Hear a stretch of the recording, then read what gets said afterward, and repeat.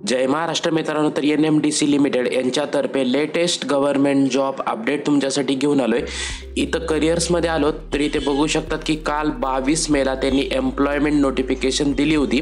Recruitment for various post in workman cadre for BIAM Kirandul यांचे जे काही प्लॅन्ट आहेत तेच तुमचं नोकरीचं ठिकाण असणार आहे, त्यावरती आलेलं आहे। तर सविस्तर 9 पानांची जाहिरात इथं मी समजावून सांगण्याचा प्रयत्न करतोय। कोण कोण अप्लाय करू शकतं, एज काय काय लागणार आहे, शिक्षण काय काय असणार आहे, सगळी सविस्तर माहिती व्हिडिओच्या मार्फत इथं समजावून सांगतोय।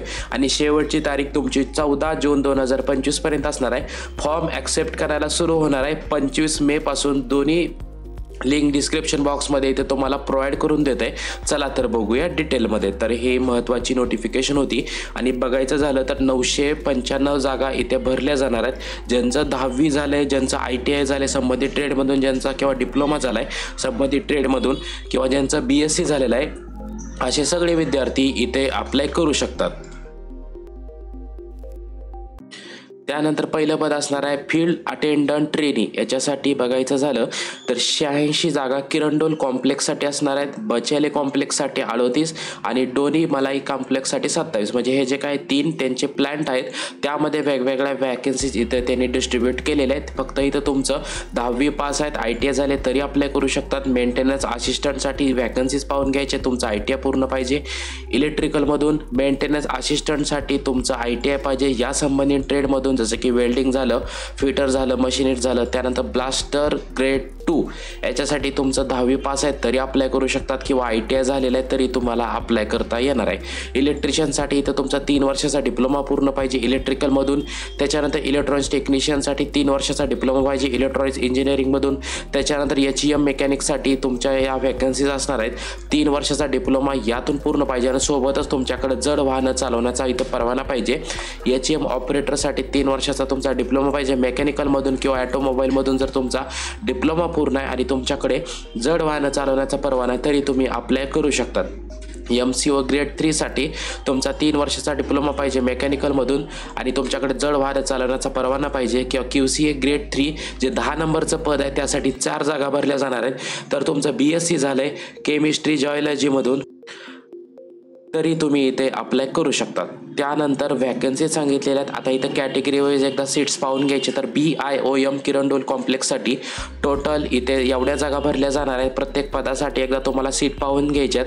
SC साठी किती आहेत, ST साठी किती आहेत, OBC साठी किती आहेत, EW साठी आणि रिझॉर्टसाठी किती वॅकन्सी इथे अवेलेबल आहेत तुम्हाला इथं कॅटेगरी वाईज पाहून घ्यायचे आहेत। 2 नंबरचा प्लॅन्ट आहे BIOM बचेली कॉम्प्लेक्ससाठी एवढ्या वॅकन्सीज इथे भरल्या जाणार आहेत। जे विद्यार्थी ज्या एज्युकेशनला धरून अप्लाय करताय तुम्हाला संबंधित ट्रेडमधून तुमचं ITI पूर्ण पाहिजे, संबंधित ट्रेडमधून तुमचा डिप्लोमा प्राप्त आहे किंवा तुमचं 10वी झाले किंवा BSc झाले तरी तुम्ही इथे अप्लाय करू शकता। त्यानंतर 3 नंबरचा प्लॅन्ट आहे DIOM डोनी मलाई कॉम्प्लेक्स। ह्याच्यासाठी एवढ्या साऱ्या वॅकन्सीज असणार आहेत। तुम्ही ज्या कॅटेगरीवर जास्त कास्ट रिझर्वेशन वाईज इथून पाहून घ्यायचं आहे त्याप्रमाणे सीट इथे भरल्या जाणार आहेत।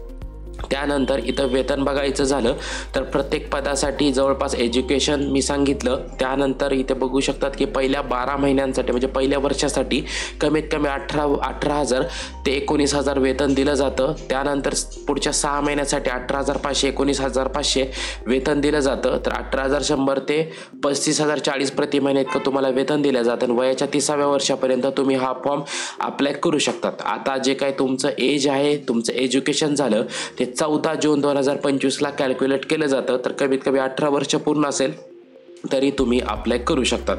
अप्लाय कसं करायचं, तर अप्लाय करायची पद्धत आहे ऑनलाईन पद्धतीने अप्लाय करून घ्यायचं आहे।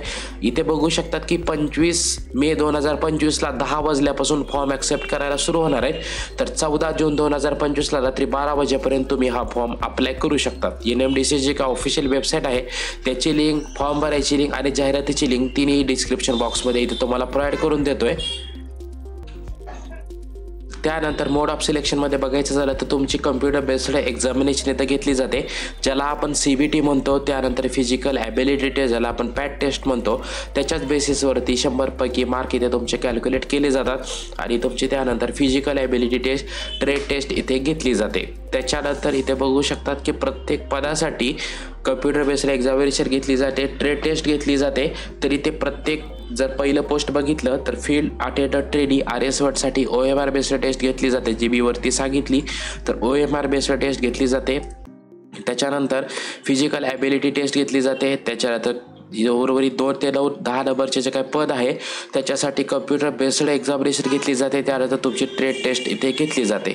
बघू शकतात की OMR बेस्ड टेस्ट कशा प्रकारची असते. तर जनरल नॉलेज 70 मार्क आणि numerical and reasoning ability 30 mark हा तुमचा सिलेबस असणार आहे. आणि उर्वरित पदांसाठी computer subject knowledge 30 mark, general knowledge 50 mark, numerical and reasoning ability पण 20 मार्क असा तुमचा पेपर इथे असणार आहे. त्यानंतर इथे बघू शकतात की आता किती पर्सेंटेज लागणार आहेत आपल्याला. तरी अनरिझर्व्ड EWS असेल तर 40% इथे पाहिजे 100%पैकी.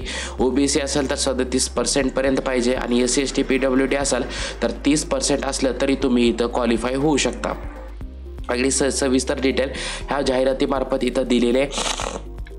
त्यानंतर ऑफिशियल वेबसाईटची लिंक इथे डिस्क्रिप्शन बॉक्समध्ये तुम्हाला दिलेली आहे. यावरती अप्लाय करायचं सुरू होणार आहे उद्यापासून. तर उद्यापासून लवकरात लवकर इथे अप्लाय करायचं आहे. म्हणजे तुमचं 10वी पास आहे तरी तुम्ही अप्लाय करू शकतात. ITI झाले संबंधित ट्रेडमधून तरी तुम्ही अप्लाय करू शकता. तुमचा डिप्लोमा झालं आहे, तुमचं BSc झालं आहे तरी तुम्ही अप्लाय करू शकतात. असे सगळे विद्यार्थी इथे विविध पदांसाठी अप्लाय करू शकतात.